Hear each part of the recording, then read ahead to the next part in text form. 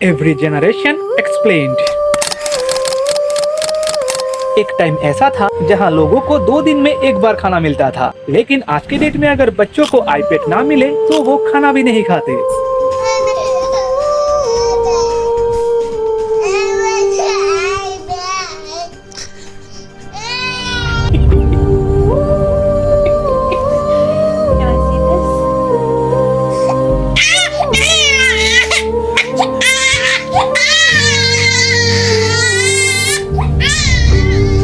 Basically generation count शुरू होता है 1883 से। People are born between 1883 to 1900 are known as the lost generation. इस पीरियड के लोगों को लॉस्ट जनरेशन कहा जाता है क्योंकि जब ये बड़े हो रहे थे तभी वर्ल्ड वॉर शुरू हो गया। ये लोग कंफ्यूज थे कि घर से निकल के स्कूल में जाना है या फिर जंग के मैदान में। वर्ल्ड वॉर खत्म हुआ नहीं कि 1918 में पूरे दुनिया में स्पेनिश फ्लू फैल गया। इस पेंडेमिक के चलते सभी लोग काफी महीनों तक घर में बंद थे। इस दौरान पूरे दुनिया में लगभग 5 करोड़ लोगों ने अपना जान गंवाया। बट इसी टाइम पीरियड में काफी इंटेलिजेंट लोगों का भी जन्म हुआ। Scientist like Albert Einstein, artist like Pablo Picasso, Indian leader Mahatma Gandhi, even poet Rabindranath Tagore ji का भी जन्म इसी टाइम पीरियड में ही हुआ है। लास्टली जगदीश चंद्र बोस, जिन्होंने रेडियो वेव टेक्नोलॉजी का डिस्कवर किया था, वो भी इसी जनरेशन से ही है। इस टाइमलाइन में सबसे ज्यादा आइकॉनिक इन्वेंशन था टेलीफोन एंड टेलीग्राफ का। इसके अलावा refrigerator, revolver, bicycle, stapler, even swing machine का डिस्कवरी भी इसी जमाने में ही हुआ है। लास्टली इसी जमाने से हिटलर एक ऐसे इंसान थे जिन्होंने अपना इन्फ्लुएंस पूरे दुनिया में सबसे ज्यादा फैलाया था। लोगों के अंदर बॉडी बिल्डिंग का क्रेज भी इसी जमाने से शुरू हो गया था। दुनिया के फर्स्ट बॉडी बिल्डर माने जाने वाले एगन सैंडू भी इसी जमाने से ही थे। आगे जाके 1901 में इन्होंने ही दुनिया का पहला बॉडी बिल्डिंग कंपटीशन ऑर्गेनाइज करवाया था। Next the greatest generation 1901 to 1927। इस जनरेशन के बच्चे जब पैदा हुए तब पूरे दुनिया में पहला वर्ल्ड वॉर चल रहा था, जिस कारण से सब कुछ अनस्टेबल हो गया था। बट वॉर के बाद सब कुछ स्टेबल हो ही रहा था। इसी बीच 1929 में स्टॉक मार्केट क्रैश हो गया। पूरे दुनिया में इकोनॉमिक क्राइसिस शुरू हो गया। अनएम्प्लॉयमेंट अपने पीक में था। अब लोग सोच रहे थे इससे खराब क्या ही हो सकता है। ठीक तब भी शुरू हो जाता है सेकेंड वर्ल्ड वॉर। इस वार में करीब 6 करोड़ लोगों ने अपना जान गंवाया। इस दौरान दुनिया में कुछ आइकॉनिक लोगों का भी जन्म हुआ। लीडर्स लाइक नेताजी सुभाष चंद्र बोस भी इसी जमाने से ही हैं। नॉर्थ कोरिया के डिक्टेटर किम जोंग उन के पिता किंग उल सांग ने इसी जमाने से ही अपना डिक्टेटरशिप चालू किया था। इसके अलावा बहुत सारे यूजफुल गैजेट्स का इन्वेंशन भी इसी जमाने में ही हुआ है, like air condition, automatic washing machine, hair dryer, electric razor and lastly most useful medicine penicillin का इन्वेंशन भी इसी जमाने में ही हुआ है। Car companies like Nissan and Toyota ने भी अपना कार मैन्युफैक्चरिंग प्रोडक्शन इसी टाइम में ही चालू किया था। इवन इंडिया में टाटा स्टील का शुरुआत भी इसी टाइमलाइन में ही हुआ है। इसके अलावा एंटरटेनमेंट इंडस्ट्री में जापान ने अपना पहला एनीमे इसी टाइमलाइन में ही बनाया था। इसके अलावा वाल्ट डिज्नी का शुरुआत भी इसी पीरियड में ही हुआ है। फिल्मों की बात करें तो इस जमाने में कॉमेडी फिल्म्स बहुत ज्यादा चलते थे। चार्ली चैपलिन का iconic movie kid auto race at Venice इसी टाइम पीरियड में ही रिलीज हुआ था। इसके अलावा सुपरमैन, बैटमैन जैसे कॉमिक्स भी इसी जमाने में ही निकले थे। एंड मेन स्ट्रीम मूवी में ड्रैकुला का कैरेक्टर भी इसी टाइम पीरियड में ही पॉपुलर हुआ था। I am Dracula. इसके अलावा कंप्यूटर में दुनिया का one of the first computer language लिखने वाले ग्रेस होपर का जन्म भी इसी टाइम पीरियड में ही हुआ है। इन्होंने कोबल इस प्रोग्रामिंग लैंग्वेज को बनाया था। इसका फुल फॉर्म है कॉमन बिजनेस ओरिएंटेड लैंग्वेज। अब धीरे धीरे लोग टेक्नोलॉजी की तरफ एडवांस हो रहे थे। जिसके बाद आता है द साइलेंट जनरेशन 1928 टू 1945। इस जनरेशन के लोग काफी ज्यादा स्ट्रिक्ट थे। ये लोग ज्यादा सोशल इंटरेक्शन पसंद नहीं करते थे क्योंकि इस जनरेशन के लोगों के अंदर खौफ था world war 1 and world war 2 के वजह से। इस टाइमलाइन में काफी सारे लोगों के घर के अंदर हिडन बंकर थे क्योंकि फ्यूचर में अगर कभी भी वॉर का सिचुएशन आता है तो लोग इन हिडन चैम्बरों में काफी टाइम तक छुपे रह सकते हैं। बट इस टाइमलाइन में लोग वर्ल्ड वॉर के वजह से काफी घबरा गए थे। इस कारण से इस टाइम पीरियड में सभी कंट्रीज न्यूक्लियर वेपन्स डेवलप कर रहे थे। स्पेसिफिकली इस टाइमलाइन को न्यूक्लियर एज कहा जाता है। अब डेवलपमेंट की बात करें तो इसी टाइमलाइन में नेस्ले कंपनी ने अपना पहला इंस्टेंट कॉफी नेस्कैफे को लॉन्च किया था, जो कि आज के डेट में भी सुपर सक्सेसफुल है। सैमसंग कंपनी का शुरुआत भी साउथ कोरिया में इसी टाइमलाइन में ही हुआ था। इसके अलावा FM radio, helicopter, digital computer and colour TV का इन्वेंशन भी इसी टाइमलाइन में ही हुआ है। इन शॉर्ट इस टाइमलाइन के लोग बहुत ज्यादा सिविलाइज्ड थे। बाय द वे इस टाइमलाइन के कुछ ग्रेट पर्सनालिटीज थे John F Kennedy, Nelson Mandela, Mohammad Ali Jinnah, Jawaharlal Nehru. And इस टाइमलाइन में जिन ग्रेट लीडर्स का जन्म हुआ वो थे doctor APJ Abdul Kalam, Atal Bihari Vajpayee, doctor Manmohan Singh, Rajiv Gandhi, Dhirubhai Ambani and Ratan Tata. इसके अलावा stock market king Warren Buffett का जन्म भी इसी टाइम पीरियड में ही हुआ है। Next, baby boomers 1946 to 1964। इस टाइम पे लोगों के ऊपर से वार का प्रेशर हट रहा था। इकोनॉमी एंड टेक्नोलॉजी दोनों ही धीरे धीरे एडवांस हो रहा था। इस टाइम पे लोग धीरे धीरे normal black and white TV से रिमोट कंट्रोल टीवी के ऊपर शिफ्ट हो रहे थे। चारों तरफ ही लोग खुश थे। लोगों के घर में वॉशिंग मशीन, रेफ्रिजरेटर धीरे धीरे अपना जगह बना रहा था। एंड वेस्टर्न कंट्रीज में लोग धीरे धीरे जॉइंट फैमिली से न्यूक्लियर फैमिलीज की तरफ शिफ्ट हो रहे थे। मीन्स फैमिली में बस मदर, फादर एंड चाइल्ड ही थे।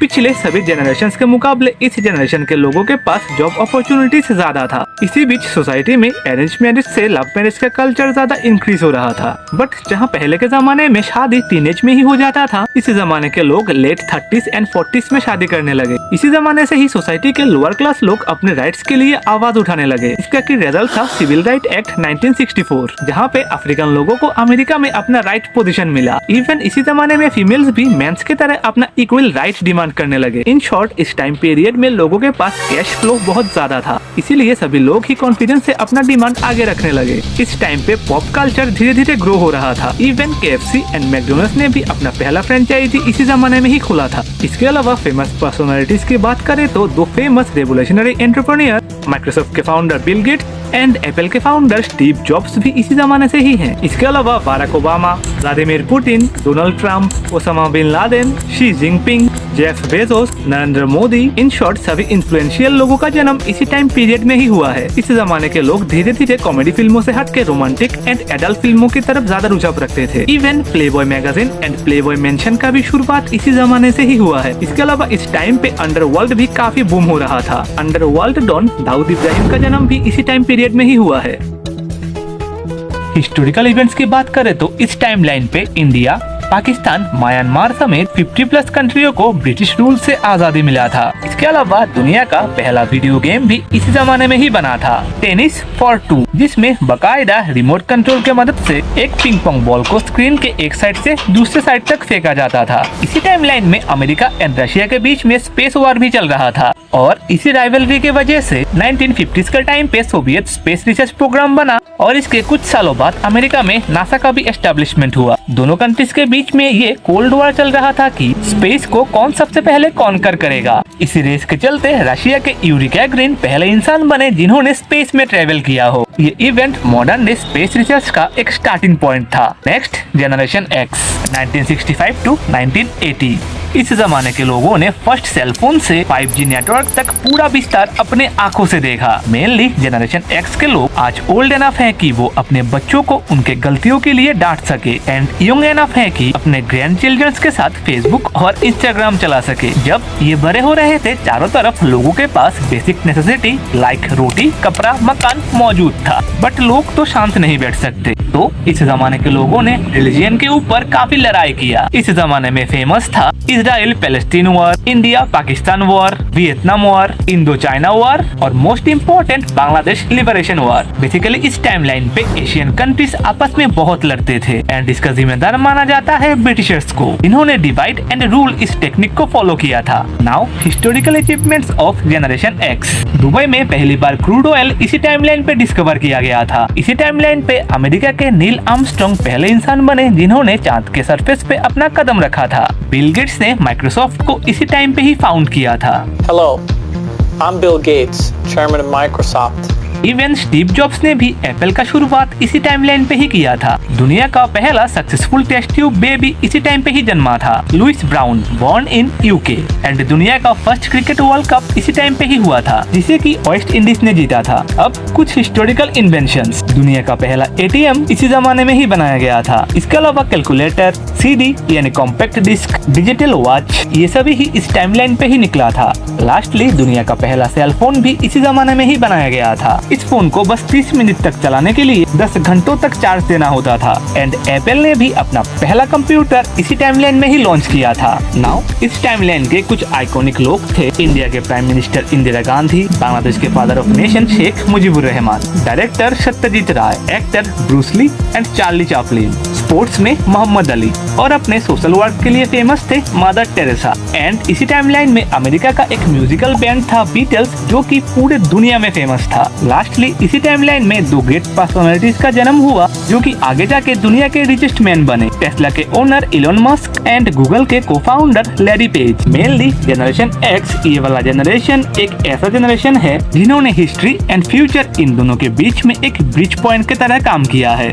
नेक्स्ट मिलेनियल्स और जनरेशन वाई 1981 टू 1996। इस टाइमलाइन पे किसी के घर पे टीवी होना लग्जरी माना जाता था। इस जमाने में ज्यादातर लोग एंटरटेनमेंट के लिए रेडियो के ऊपर ही डिपेंड थे। यहाँ तक शादी में दूल्हे को टॉर्च, रेडियो, छाता एज ए गिफ्ट दिया जाता था। नाउ 1980s के टाइम पे इंडिया में टीवी पर बस एक ही चैनल आता था, दूरदर्शन यानी डीडी नेशनल, जिसमें बस रामायण एंड महाभारत ही दिखाया जाता था। और जी टीवी इंडिया का पहला प्राइवेट चैनल था, जिसे कि 1 अक्टूबर 1992 को लॉन्च किया गया था। और सोनी चैनल को इंडिया में लॉन्च किया गया था 17 नवंबर 1994 को। इस टाइम पे चारों तरफ नया नया कंपनी बन रहा था, शहरों में मॉल्स खुल रहे थे, जगह जगह पक्के रास्ते बन रहे थे, जिस वजह से सिविल इंजीनियर्स काफी डिमांड में थे। जिस वजह से उस जमाने में सभी पिता का सपना होता था कि उनका बेटा बड़ा होकर सिविल इंजीनियर बनेगा, मेरा बेटा इंजीनियर बनेगा। ये एक ऐसा टाइम था जहां पूरा दुनिया हार्डवेयर ड्रिवन था, बट कॉर्पोरेट ऑफिसों में डेस्कटॉप्स कैलकुलेटरों को धीरे धीरे रिप्लेस कर रहे थे। और इसी टाइम पे धीरे धीरे एक सॉफ्टवेयर रेवोल्यूशन शुरू हो रहा था। आईटी कंपनी लाइक इन्फोसिस को नारायण मूर्ति ने इसी टाइम पे ही चालू किया था। इवन दुनिया का फर्स्ट एक्सटर्नल मेमोरी कार्ड इसी टाइम पे ही बनाया गया था। सुपर मारियो वीडियो गेम को नाटिंडो ने इसी टाइम पे ही बनाया था। दुनिया का फर्स्ट डिजिटल सैटेलाइट को इसी टाइम पे ही लॉन्च किया गया था, जिस कारण से ग्लोबली आज सभी एक दूसरे से कनेक्टेड हैं। SMS यानी शॉर्ट मैसेज सर्विस को भी इसी टाइम पे ही चालू किया गया था। इवन दुनिया का फर्स्ट 2G नेटवर्क यानी इंटरनेट का स्टार्टिंग पॉइंट भी इसी जमाने से ही शुरू हुआ था। लास्टली दुनिया का पहला सर्च इंजन याहू को भी इसी टाइम पे ही बनाया गया था। और इसके 4 साल बाद आता है गूगल, जिसके बाद ही पूरा दुनिया हार्डवेयर से सॉफ्टवेयर ओरिएंटेड हो गया। नाउ इस जमाने में जिन लोगों का इन्फ्लुएंस सबसे ज्यादा था वो थे पॉप कल्चर के king Michael Jackson, movie actors में टॉम क्रूज, अमिताभ बच्चन, जैकी चैन, बिजनेस इंडस्ट्री में होंडा मोटर्स के फाउंडर सचिरो होंडा, सोनी कंपनी के मालिक अकीरो मोरिटा, फुटबॉल में पेले, क्रिकेट में सचिन तेंदुलकर। नाउ जेन जी यानी जनरेशन Z 1996 टू 2012। इस जनरेशन में पैदा हुए ज्यादातर बच्चे इंट्रोवर्ट्स थे, क्योंकि सभी घर पे बैठे गेम्स खेलने में बिजी थे या फिर अपने सीक्रेट वेबसाइट में अकेले अकेले टाइम स्पेंड करते थे। Naughty America. इस टाइमलाइन के कुछ हिस्टोरिकल इवेंट्स थे। 1999 में India versus Pakistan Kargil war. 2001 में ओसामा बिन लादेन के द्वारा अमेरिका के वर्ल्ड ट्रेड सेंटर पे प्लेन क्रैश। 1996 में श्रीलंका के तमिल टाइगर्स ने कोलंबो सेंट्रल बैंक में बॉम्ब ब्लास्ट करवाया। ये वही आतंकवादी ग्रुप है जिन्होंने 1991 में Indian prime minister Rajiv Gandhi को भी मार डाला था। फिर दिसंबर 2001 में इंडियन पार्लियामेंट में भी आतंकवादियों ने हमला किया था। 2005 के दिवाली के टाइम दिल्ली के सरोजिनी मार्केट एंड पहाड़गंज में भी आतंकवादियों ने बॉम्ब ब्लास्ट करवाया। फिर 2007 में पाकिस्तान के एक्स प्राइम मिनिस्टर बेनाजीर भुट्टो को भी बॉम्ब ब्लास्ट से मार डाला। 2008 में लश्कर तालिबान ने मुंबई के ताज होटल में भी हमला किया था। इन शॉर्ट इस टाइम पे टेररिज्म अपने पीक में था और ये सब तब शांत हुआ जब 2011 में यूएसए ने पाकिस्तान में छुपे ओसामा बिन लादेन को उसी के घर में घुस के मार डाला with the direction of US president Barack Obama. The United States has conducted an operation that killed Osama bin Laden, the leader of Al-Qaeda. इसके अलावा इस टाइमलाइन में दो हिस्टोरिकल इवेंट्स था जिसने पूरे दुनिया को हिला के रख दिया था। फर्स्ट 2001 का .com बबल ब्लास्ट एंड 2008 का स्टॉक मार्केट क्रैश। जब लेट 90s में नया नया वेबसाइट बनाने का कल्चर निकला था, तब उस टाइम पे कोई भी किसी भी नाम के पीछे बस .com लगा के कंपनी ओपन कर लेता था और इन्वेस्टर्स भी बिना कुछ सोचे मिलियंस ऑफ डॉलर्स इन्वेस्ट कर लेते थे। Companies like pets.com, world.com, toys.com, animal.com, bird.com, but काफी टाइम बीत जाने के बाद भी इन कंपनियों का कोई ग्रोथ नहीं हो रहा था। फाइनली जब इन सभी में 90% कंपनीज लॉस में जाने लगे, तब पूरा .com इकोसिस्टम हिल गया और इस .com ब्लास्ट के वजह से टेक कंपनियों का स्टॉक प्राइस ऑलमोस्ट 75% गिर गया। इन्वेस्टरों का इंटरनेट कंपनियों से भरोसा उठ गया। बट इस टाइम पे जिन टेक कंपनियों ने सरवाइव किया वो आज $बिलियन के एम्पायर पे बैठे हैं, like Amazon.com, eBay.com, PayPal, Google.com, Netflix and Alibaba. ये सभी कंपनीज लेट 90s में बने थे। नेक्स्ट बिग इंसिडेंट था 2008 का स्टॉक मार्केट क्रैश। अपने इकोनॉमी को स्टेबल करने के लिए जब अमेरिकन फेडरल बैंक ने 2% से भी कम इंटरेस्ट रेट पे लोन देना चालू किया, तब काफी लोग जिनका इनकम बिल्कुल ना बराबर था, उन्होंने अपने घर के कागज गिरवी रखकर उनके अगेंस्ट बैंक से लोन लिया। बट जब बैंक ने कुछ सालों बाद अपने इंटरेस्ट को 5% तक बढ़ाया, तब majority of the loan holder loan को रीपे करने के काबिल भी नहीं थे, जिस कारण से अमेरिका के काफी बड़े बड़े बैंक्स बैंकरप्ट हो जाते हैं एंड ग्लोबल स्टॉक मार्केट 60% तक गिर जाता है। 2007, 8, 9 तक स्टॉक मार्केट डाउन चल रहा था। फिर 2010 में जाके मार्केट में फिर से ग्रोथ दिखा। नाउ अर्ली 2000 के टाइम में मोबाइल फोन्स ने पूरे दुनिया को बदल के रख दिया था, क्योंकि एक मोबाइल में torch, calendar, watch, radio, camera सभी कुछ मौजूद था। ईयर 1998 to 2007 नोकिया इस इंडस्ट्री का राजा था।